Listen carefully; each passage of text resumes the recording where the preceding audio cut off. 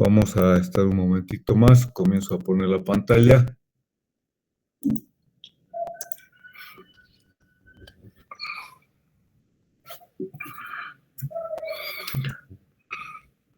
Hay en total 29 alumnos, lo cual me alegra, pero quisiera que en algún momento me quisieran hacer algunas preguntas, consultas, porque es interesante tomar en cuenta lo que estamos hablando. A ver, continuamos con el cálculo de la capacidad de carga. ¿Cómo vamos a calcular la capacidad de carga? En primer lugar, voy a calcular la excentricidad. ¿En qué consiste el cálculo de la excentricidad? Entonces vamos a determinar el factor de seguridad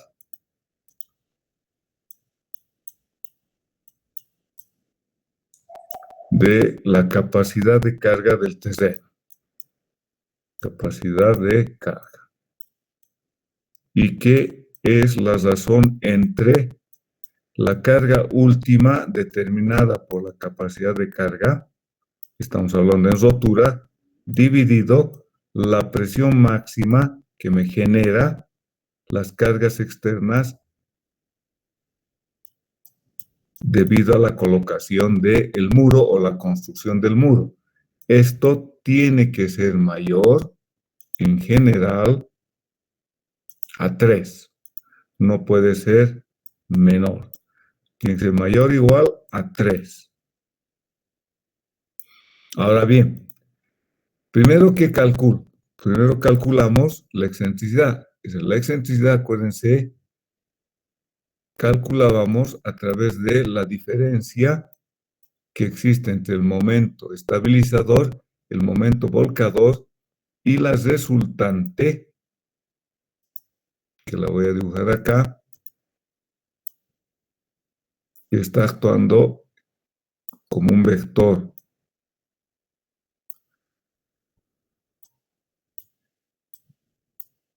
Un vector acá, R, y que lo podemos descomponer en una fuerza vertical normal, que va a ser la sumatoria de todas las fuerzas,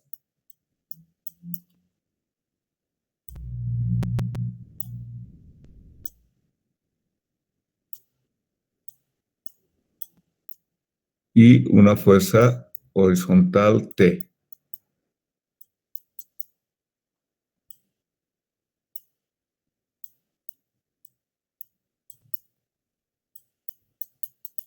Entonces, esta es la fuerza normal, N, y esta es la fuerza T horizontal. La fuerza normal es igual a la sumatoria de las fuerzas verticales. Entonces, si tomamos momento con respecto al borde o el vértice del muro, y voy a colocar la fuerza normal en sentido contrario,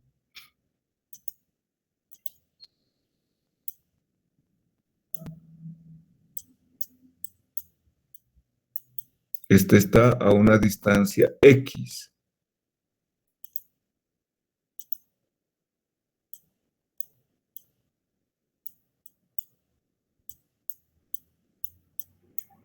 Entonces,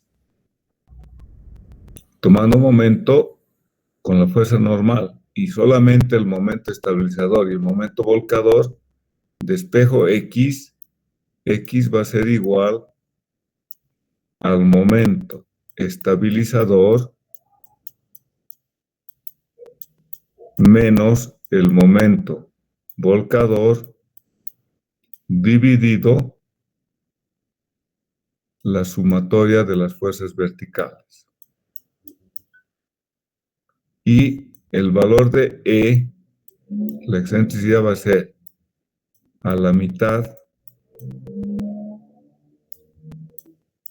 del ancho del cimiento menos la distancia X, ¿no?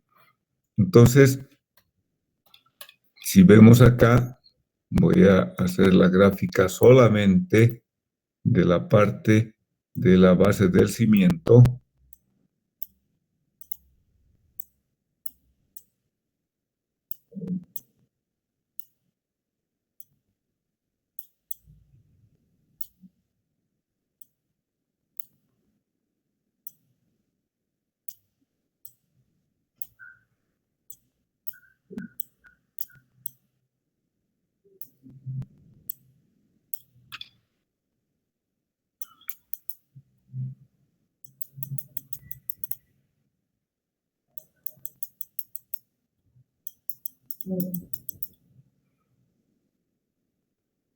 y entonces tengo acá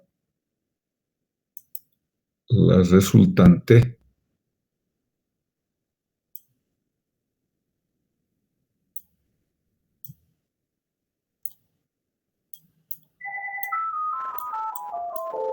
y tengo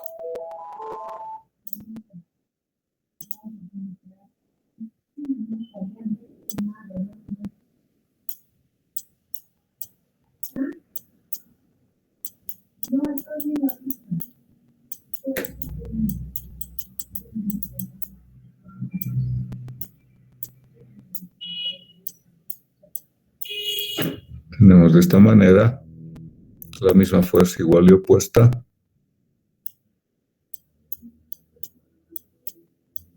y la mitad tengo acá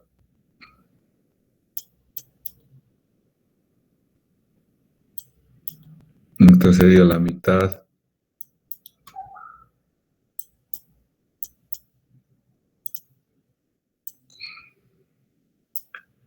B medios y esta sería B medios.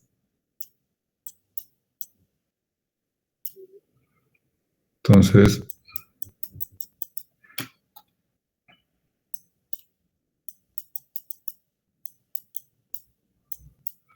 esta distancia sería el valor de la excentricidad.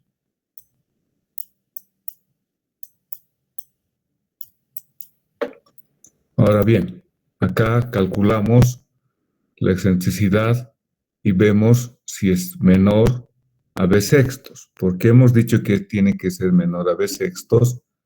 Porque indicábamos que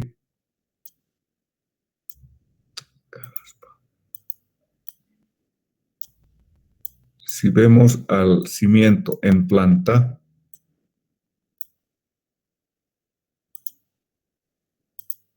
visto al muro de sostenimiento en planta, repito, para 1 metro de ancho, imaginemos que este es el cimiento y que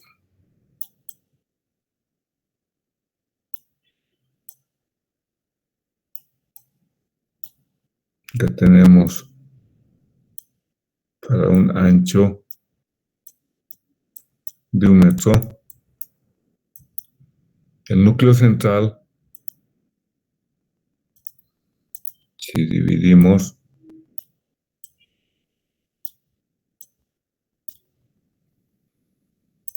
entonces voy a dibujar el núcleo central acá, acá, ahí, ahí. Entonces este sería el núcleo central de inercia, cuyas dimensiones son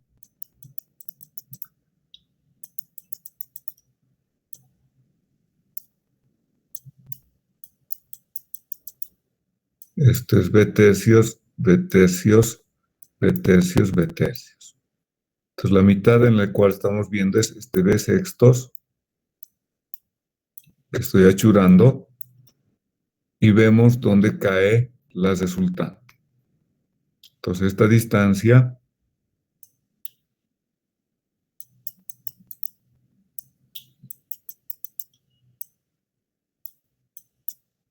esa distancia va a ser B sextos.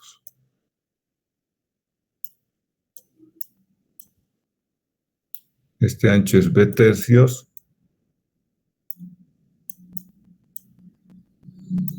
B tercios. Y B tercios.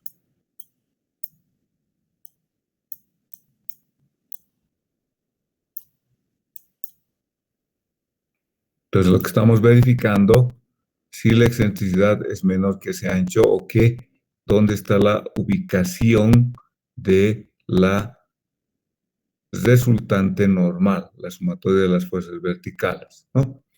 Entonces, en nuestro caso está dentro del núcleo central, que quiere decir que la resultante esté, la normal, por decir algo, está por acá.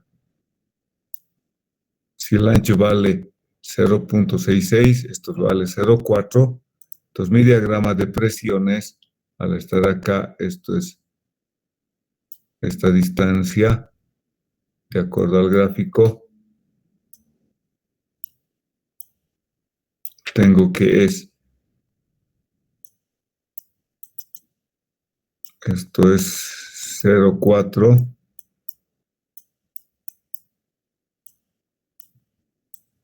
el valor de E, y este valor vale 0.66.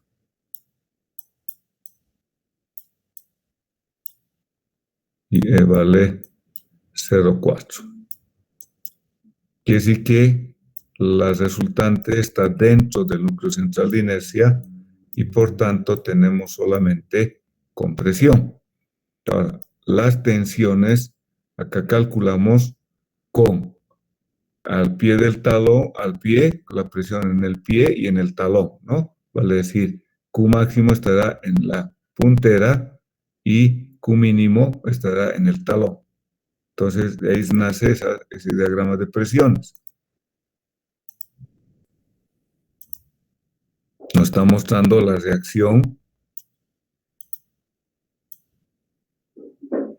Ahí está el cimiento. Y entonces las presiones tenemos. Acá tengo la reacción como presión máxima y acá como presión mínima.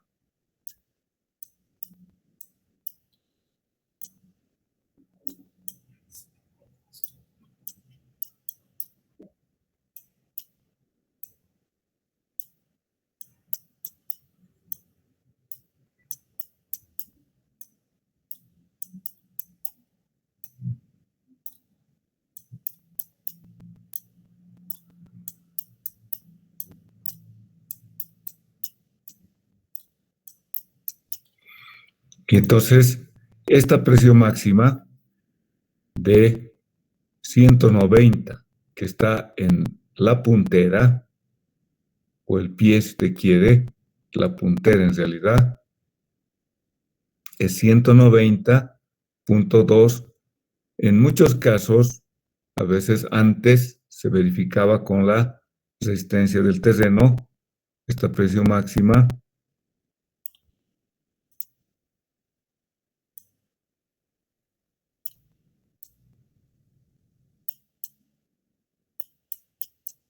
y esta es la presión mínima.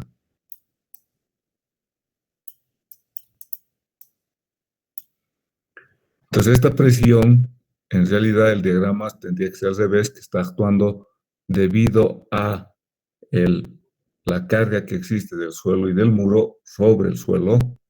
Tengo que verificar con la capacidad de carga última de mi cimiento cosido. Es decir, se calcula como si fuera un cimiento cosido de longitud infinita. Aplicamos la ecuación general, como ven acá, la cohesión, la carga lateral y el, el área efectiva o el área que va a estar solamente comprimida. Entonces, ¿qué es lo que vamos a aplicar para la ecuación de capacidad de carga? Es como si tuviéramos un cimiento de cosido, en el caso de un cimiento cuadrado, decíamos que era, en nuestro caso tendríamos algo así. Tenemos la mitad del cimiento Voy a dividir acá.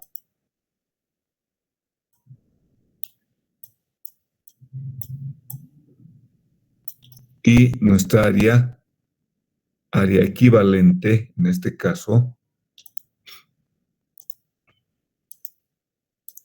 va a ser esta área donde el punto donde está aplicada la resultante va a ser el centro de gravedad de mi área. Vamos a tratar de hacer lo mejor que se pueda. Acá y acá. Entonces acá sería donde está la aplicación de la resultante. Y esta sería el área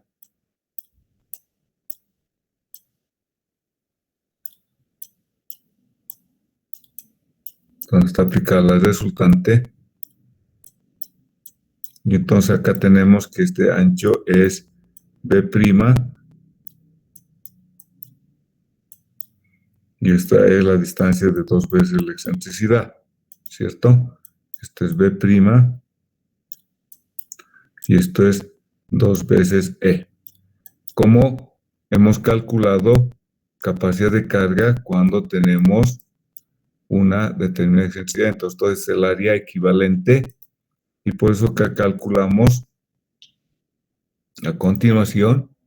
Ahí está con el ángulo de fricción phi de 20 del suelo de apoyo que tenemos de dato. Tenemos 20 y una ecuación de 40. Entonces acá tengo con 20, me voy a la tabla 3.3 y saco NC, NQ y N gamma. Acá el B' es B menos 2 veces el espesor. Entonces tengo el área equivalente. Calculamos los factores de capacidad de carga, FCD, FQD, F gamma D, el factor de inclinación. Calculamos también el ángulo de inclinación phi, que es simplemente, estamos calculando este ángulo, que va a ser el psi,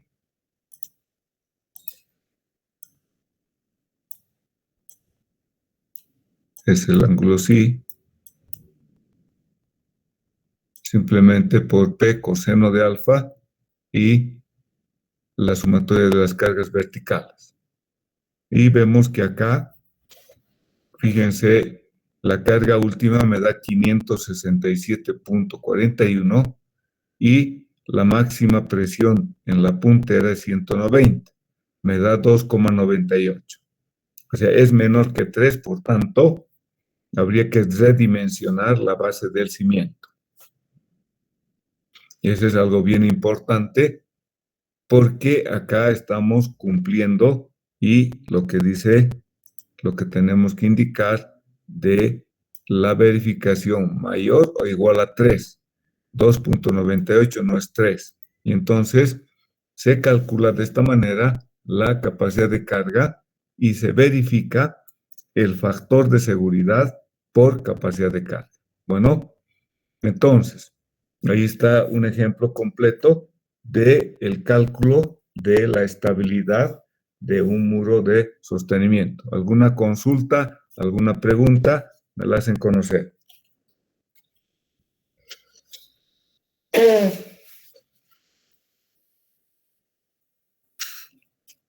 Ok. No hay consultas, no hay preguntas. Somos en total 29 las personas que estamos acá, interesadas en la materia.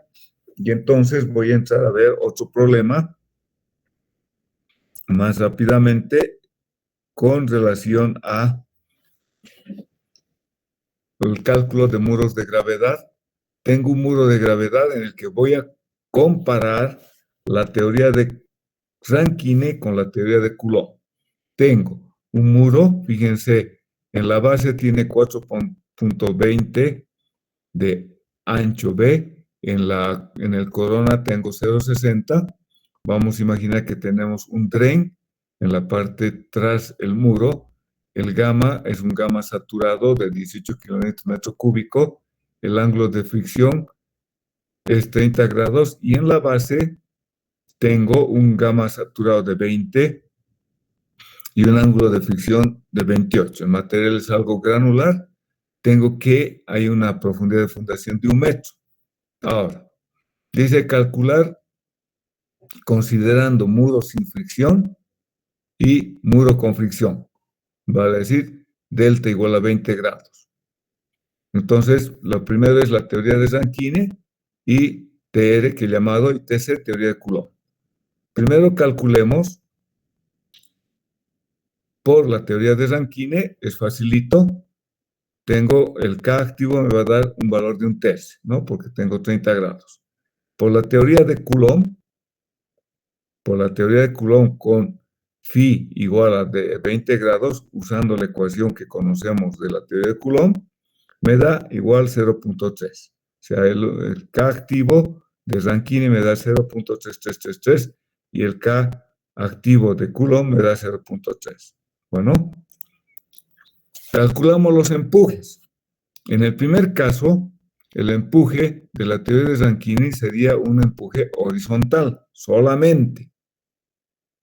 Vale decir, sería 75 kilómetros por metro porque tengo mi terreno, acuérdense que está horizontal. Estoy usando un gamma saturado de 18 kilómetros por metro cúbico. Como tengo este dren, entonces vamos a considerar el empuje con ese gamma.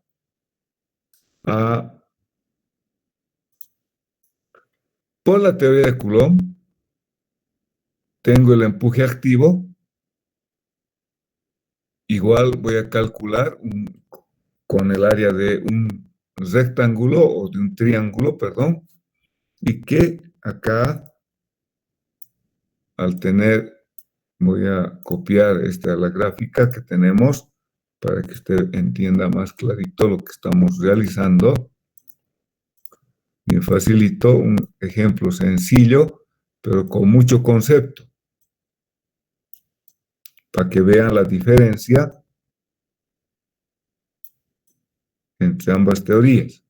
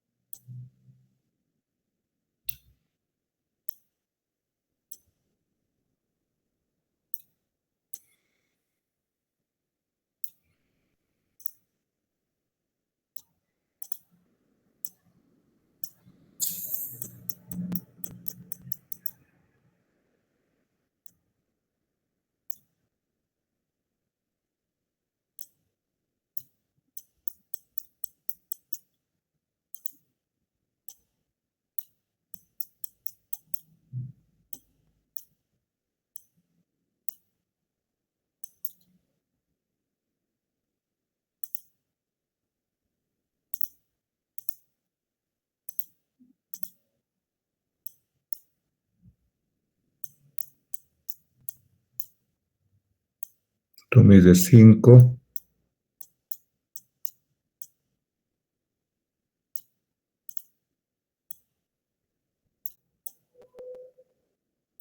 Y esto mide 1 metro.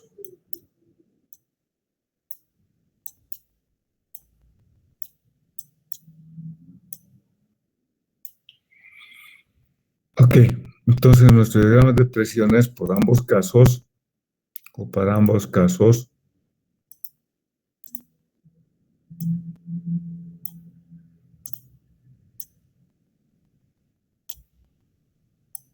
consideramos de esta manera.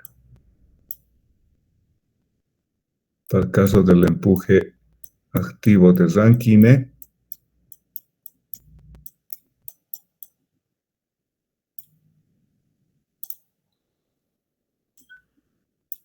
y para el caso de Coulomb, vamos a usar este otro gráfico, tengo que es de esta otra manera, ¿no?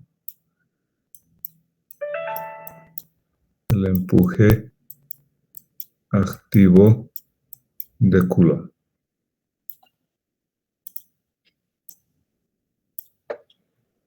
Entonces ahí ya tenemos una diferencia entre el empuje de Coulomb, que tenemos dos componentes, y en el caso de Rankine tengo, acá este vale, por decirle 75, voy a anotar sus valores, es horizontal, 75 kilonewtons por metro de profundidad, y de Coulomb es un valor inclinado de 67,5. Ya es menor, pero acá tenemos que está inclinado un ángulo delta, ¿no? El ángulo delta es este con respecto a la horizontal. Y por tanto, descomponiendo, tengo una fuerza horizontal y una fuerza vertical. Los pesos, solamente tengo el peso del muro, W1, W2, y tengo el empuje por la teoría de Coulomb y el empuje por la teoría de Rankine. Ahí están esquematizados, y no estoy considerando el empuje, por si acaso pasivo, que es un metrito. O sea, es muy poco o casi nada. Ahora, si verificamos al volcamiento, coloco el sistema de ejes coordenados Y y X. Acuérdense siempre que tenemos que colocar, voy a dibujarlo para poder realzar ese esquema.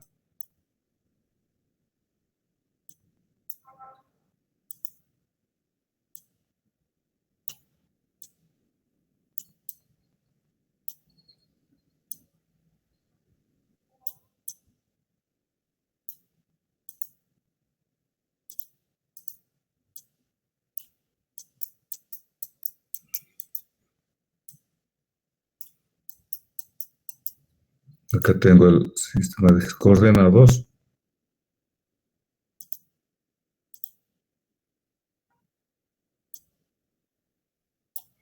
El eje Y el eje X. Y nuestras áreas estarían así.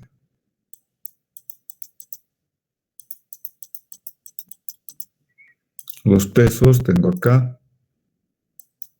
Peso 1. Y acá estaría el peso 2. Bien facilito. Tengo el empuje por la teoría de el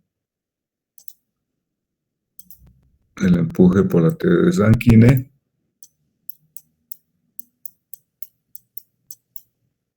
Empuje activo de Rankine. Y por la teoría de Coulomb, voy a colocarlo en color azul,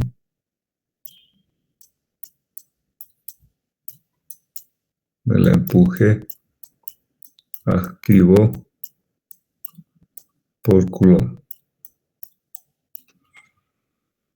Entonces, ahí están los momentos.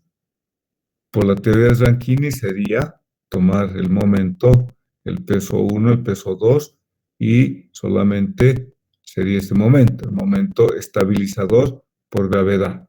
El momento estabilizador por Coulomb, fíjense, entraría el empuje vertical, porque hay fricción entre suelo y muro. Entonces entra el empuje activo vertical. Entonces los momentos estabilizadores, según la teoría de Rankine, me daría 799,20. Según Coulomb, me daría 896,2. Ahora, el momento volcador de Rankine es mayor, 125,25. El momento volcador de Coulomb me da 105, es menor, ¿no? Entonces, ahí, para que vean las diferencias que existen. Entonces, calculando el factor de seguridad al volcamiento, según la teoría de Rankine, me da 6,4, el factor de seguridad al volcamiento. Según la teoría de Coulomb, me da 8,5, o sea, es un poco mayor que el de Rankine, ¿no? Entonces, acá hay que tomar en cuenta que el de Coulomb la teoría de Coulomb, obviamente que en los momentos van a cambiar debido a que va a haber que descomponer. Ahora, verificamos al deslizamiento. La ecuación general que conocemos, la sumatoria de las cargas verticales por la tangente de delta, la cohesión en este caso va a ser 0, y el empuje pasivo con asterisco más alguna fuerza adicional.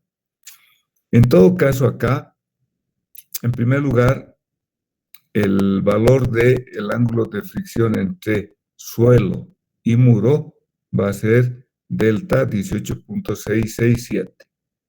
Entonces, el factor resistente según Rankine me da 97, porque acá la cohesión es 0, no hay empuje, no hay fuerza adicional, solamente es la sumatoria de las fuerzas verticales por la tangente de delta, ¿no? Que vendría a ser la suma solamente de estas cargas verticales. Y en el caso de Coulomb, tengo que hay que sumar el peso 1, el peso 2, más el empuje activo vertical. Por eso queda 311. Por la tangente de delta me da 105. Entonces, fíjense que por el factor de seguridad al deslizamiento por Rankine me da menor a 1,5. Falla. Aplicando las ecuaciones y el concepto de Coulomb, me da 1.66, mayor a 1,5. O sea que en un caso no cumple el deslizamiento por la teoría de Rankine y sí cumple por la teoría de Coulomb. Sigamos calculando. Verifiquemos la capacidad de carga. Bueno, en ambos casos, como la carga normal de Rankine es 288, porque solo intervienen los pesos W1 y W2, ¿cierto? Acá, ¿dónde está? Acá. Este peso 1 y este peso 2 solamente intervienen esos dos pesos, ¿no? Y acá, en el caso de Coulomb, interviene el empuje vertical. Entonces, si hacemos el momento volcador menos el momento estabilizador menos el momento volcador dividido la carga N, X me da, según Rankine, 234. Y según Coulomb me da 254. Yo tengo el ancho del cimiento que es 4,2, su núcleo central B sextos vendría a ser el valor de, tengo 4.2 dividido 6, me da 0,7, el ancho B sextos. Entonces, acá estoy mostrando las ecuaciones y calculo la excentricidad según Rankine, 2,1 menos 2,34 me da menos 0,24. Quiere decir que estamos al otro lado, la resultante, ¿no? Y según Coulomb, me da también menos 0,44. O sea, donde está el puntito es que ahora tenemos el valor de las excentricidades. Entonces, en valor absoluto, voy a ver si es mayor o menor que B sextos. B sextos es 0,7, ¿cierto? Entonces, comparo mi excentricidad con 0,7. En el primer caso de Rankine, 0,24 es menor que 0,7. Y 0,44 es menor que 0,7, dado la teoría de Coulomb. Quiere decir que por ambos casos tenemos que la resultante está dentro del núcleo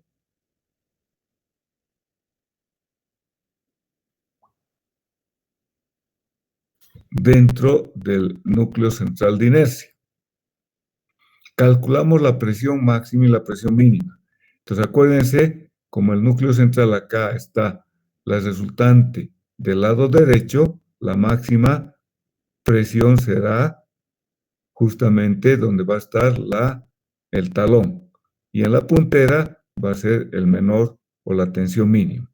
Entonces, ¿qué nos da acá? Por Rankine, usando su valor de excentricidad, tengo la presión mínima 45 y la presión máxima 92.10.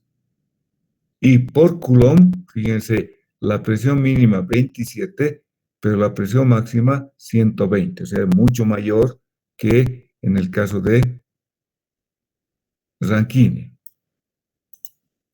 Calculemos entonces, ahora determino el factor de seguridad por capacidad de carga.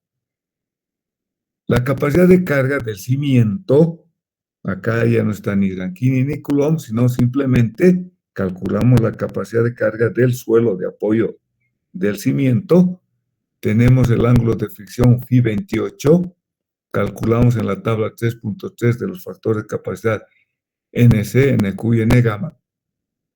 Tengo y calculo el área equivalente. Acá sí cambia. ¿Por qué? Porque las excentricidades son diferentes, ¿cierto? Hemos calculado la excentricidad por Rankine 0.24 y por Coulomb 0.44.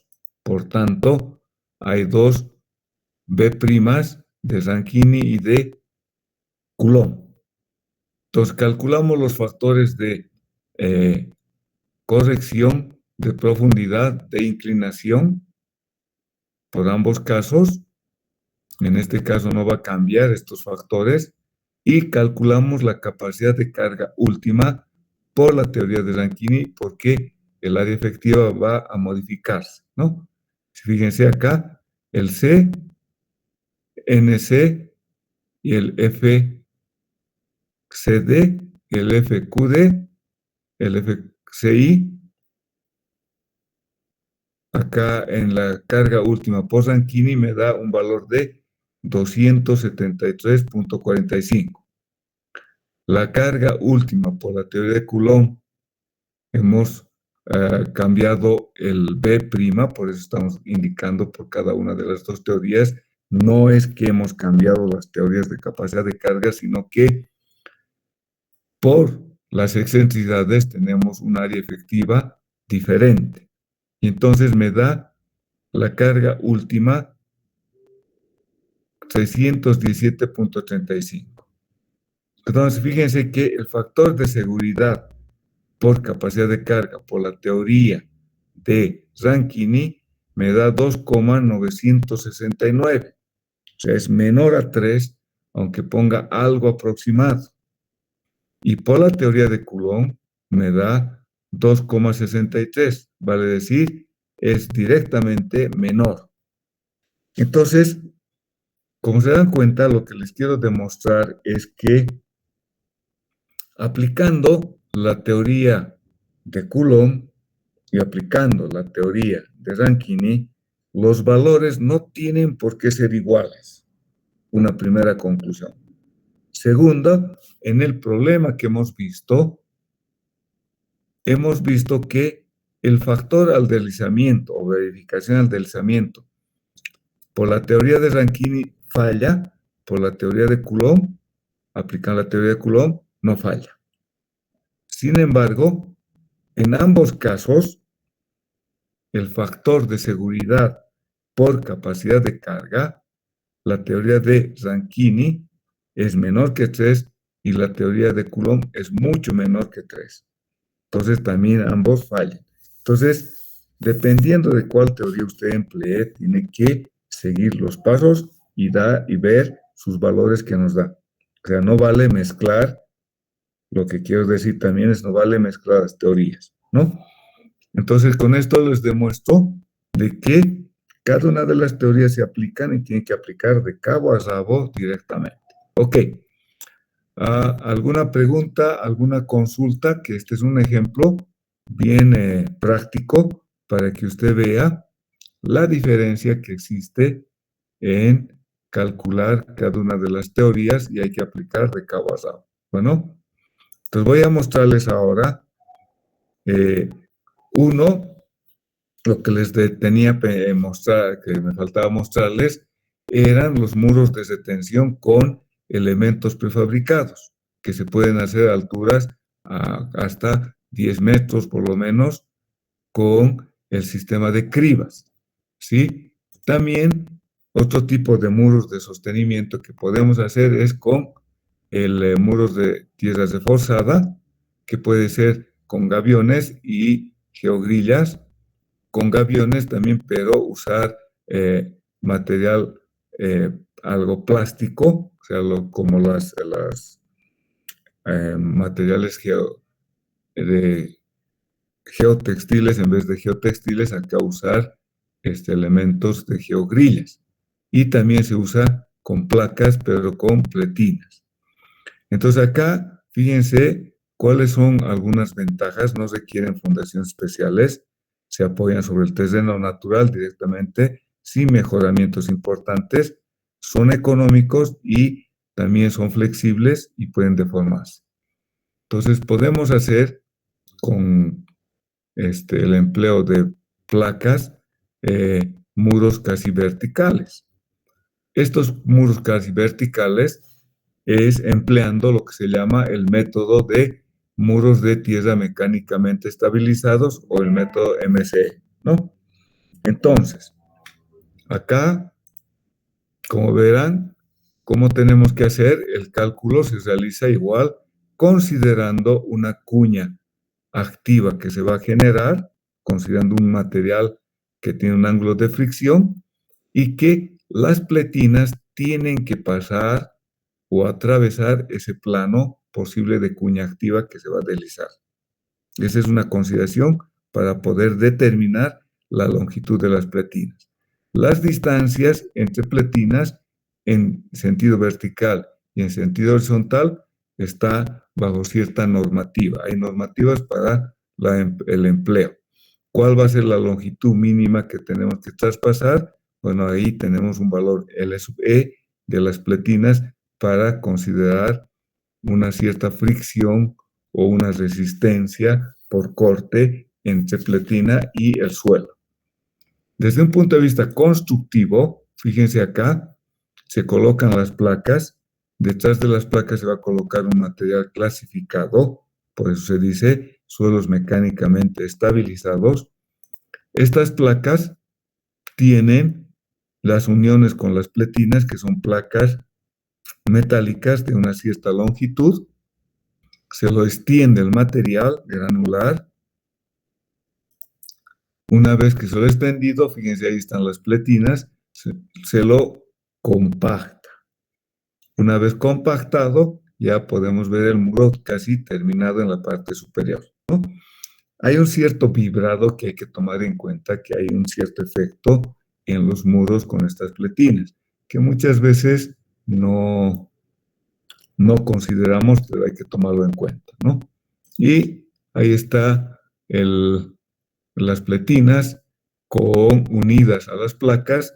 El material, fíjense, es algo granular y en muchos casos se colocan también como tiras y como elementos de tipo plástico, las de polipropileno, y que son las geomallas que pueden ser uniaxiales o biaxiales. Eso ya depende, como les digo, si usted entra a la página, por ejemplo, de Tensar, es una empresa que proporciona estos geotextiles que ya en la actualidad no solamente son uniaxiales, sino biaxiales. En el libro de Brajadas también están esos elementos que se muestran, ¿no? Y también están los soy nailing, que como vemos son también en placas en la fase constructiva, y acá ya también se realizan perfectamente. Se hace una perforación, hay que ver cómo es el efecto al vecino, hasta dónde puede colocar el anclaje. Hay que analizar ese detalle de los vecinos en muchas construcciones. Máximo se da una cierta inclinación hasta un tope de 30 grados, no más, y se hacen las perforaciones con tipo equipos de sondeo, y luego se coloca el cable o la barra de acero y se los rellena, ¿no? Ahí están las barras desde un punto de vista constructivo, fíjense, como un tipo broca, que esa es la perforación, y ahí están los elementos o las barras en las cuales vamos a meter al hueco, y lo que ven ahí, esas uniones como si fueran unas manillitas, son manguitos que se emplean para ampliar la longitud dentro de la perforación, ¿no? Una vez que se meten, ahí están los manguitos, se los rellena, fíjense, ya está rellenado con un mortero que va a tener una cierta consistencia. Una vez rellenado, se puede colocar ya una malla si vamos a colocar una protección al terreno o al talud, se coloca entonces acá una malla con Fidel 10 y se lo puede chocretear, ¿no? Entonces acá, como ven, se lo chocretea, es decir, se lanza hormigón proyectado, y en algunos casos también se coloca, como ven ahí, un geodren. Cuando hay agua subterránea, entonces lo capta. En este geodren no impide que salga hacia el lado del muro, sino que va a desplazarse el agua dentro del geodren y se lo saca por la parte de abajo. Y entonces ahí están los anclajes que pueden ser pasivos o que pueden ser activos. Eso ya depende de cómo uno puede desarrollarlo, ¿no? Entonces ahí, como ven, hay diferentes formas de colocar y proteger y realizar una mejor estabilización del terreno, ¿no? Y esa sería en un primer caso. Y en el otro caso, también se pueden usar con tablestacas y colocar anclajes. Siempre acuérdense de la cuña activa, que va a estar a 45 más phi medios, y nuestro anclaje tiene que pasar ese plano posible de deslizamiento de material. Eso siempre se realiza. En todo caso, hay también otro tipo que voy a mostrarles de los problemas que se tienen en algunas obras.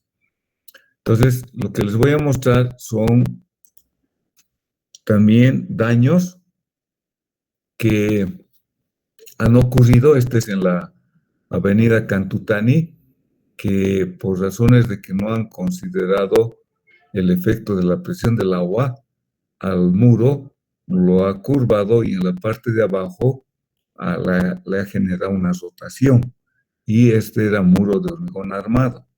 Entonces, no crean que porque seamos el muro de hormigón armado no puede romperse. Sí, acá ha rotado y ha fallado la puntera del muro, ¿no? Entonces ahí, como ven, está ya colapsado y está, fíjense, la parte de adelante ya está rotado y está fallado. Entonces eso ha sido demolido. Ya en la actualidad, si usted pasa por la Cantutani, casi es al ingreso de la gasolinera, un poco más allá, lo han demolido porque esto era un peligro en realidad que podía arrastrar hasta la vivienda superior. Entonces hay que tener ciertas condiciones y hay que tener bien clarito cómo es el agua subterránea, cómo lo va a controlar. Hay que darle siempre el escurrimiento necesario porque el agua escurre y una vez que escurre no lo va a parar.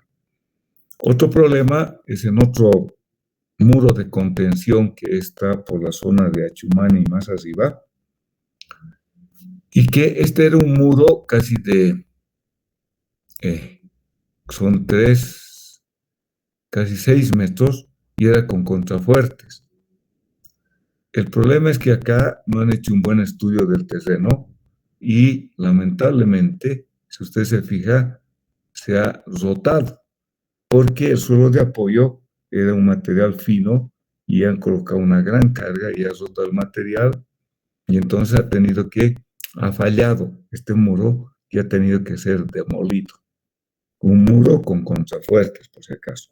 Entonces, el problema fundamental acá ha sido la falta del estudio del terreno de apoyo del muro. Se ha demolido, fíjense acá, se ha tenido que romper y rehacer. Acá se tiene que hacer un muro con anclajes, porque acá arriba, donde está el terreno que está removido, tenía que ejecutarse una urbanización. Entonces hay unas viviendas que están próximas al río, había que proteger y entonces se tiene que demoler, rehacer, colocar muros de esta manera. O sea, se ha hecho un muro, uh, el diseño ha sido el muro de sostenimiento, que lo voy a esquematizar.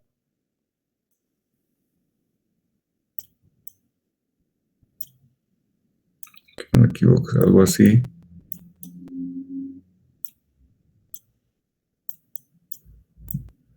Y se ha colocado un anclaje. El terreno venía así.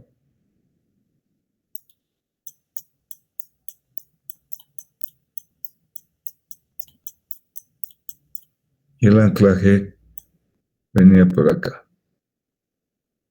Si ese era el anclaje, era una barra en realidad de acero que tenía que ser rellenada y acá se compactaba, ¿no? Entonces teníamos nuestro apoyo que era la presión del suelo que estaba sobre el anclaje y esto se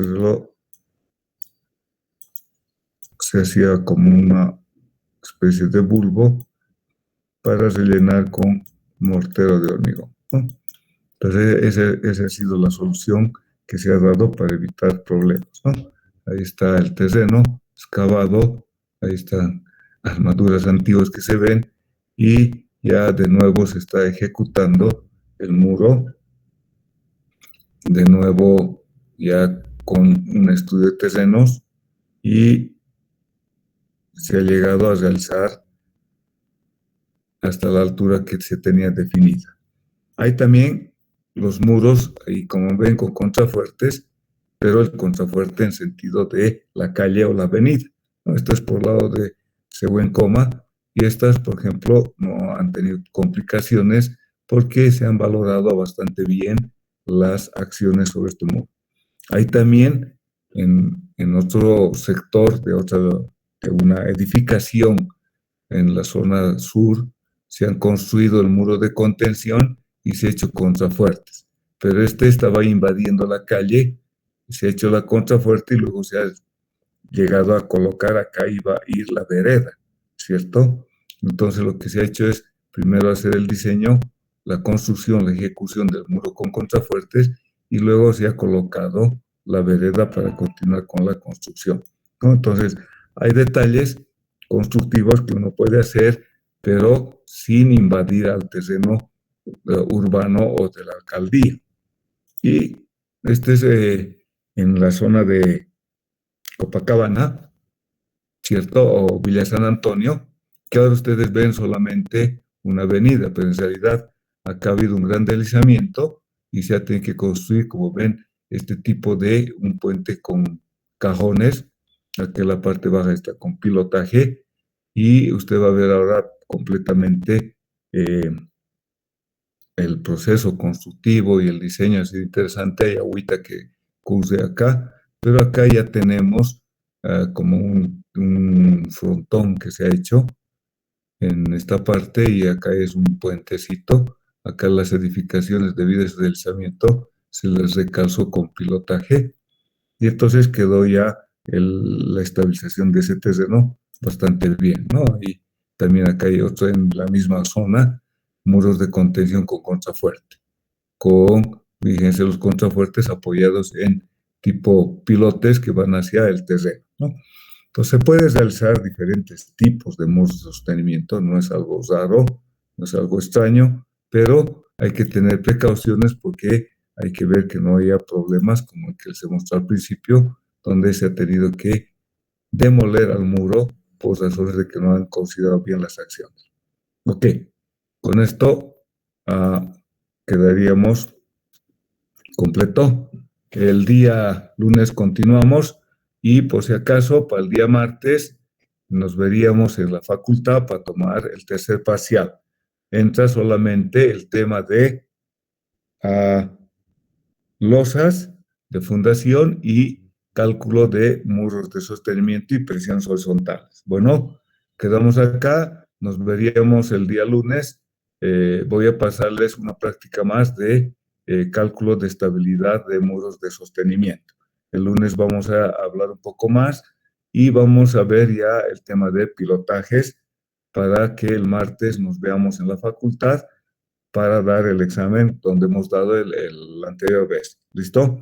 Nos vemos, jóvenes. Hasta luego, jóvenes. ¿No hay preguntas?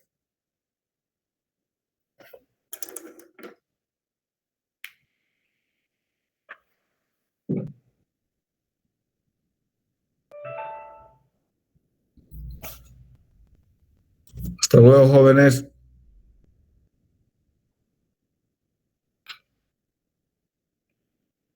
Hasta luego, ingeniero. Hasta luego.